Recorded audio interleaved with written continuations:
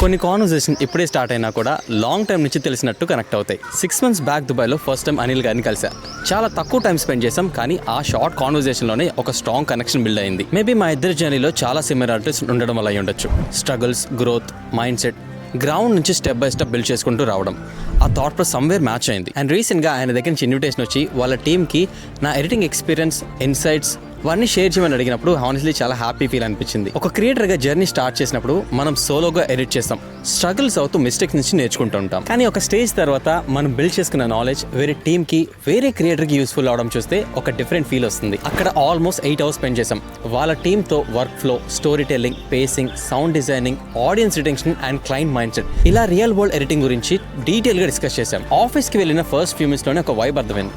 అక్కడ అందరికీ వర్క్ మీద ప్యాషన్ ఉంది, క్రియేట్ చేయాలని హంగర్ ఉంది, అండ్ గ్రో అవ్వాలనే ఫైర్ ఉంది. నాకు పర్సనల్గా చాలా నచ్చిన థింగ్ ఏంటి అంటే అక్కడున్న ప్రతి ఎడిటర్లో నేర్చుకోవాలనే ఇంట్రెస్ట్ క్లియర్గా కనిపించింది. క్వశ్చన్స్ అడగడం, అబ్జర్వేషన్స్ తీసుకోవడం, డిస్కషన్స్లో ఇన్వాల్వ్ అవడం, ఫుల్ పాజిటివ్ ఎనర్జీ. వాళ్ళ ఆఫీస్ అండ్ స్టూడియో సెటప్ కూడా చాలా ఇన్స్పైరింగ్గా అనిపించింది. ఎందుకంటే కాంటెంట్ క్రియేషన్ని సీరియస్గా బిల్డ్ చేయాలంటే టాలెంట్ ఒకటే సరిపోదు.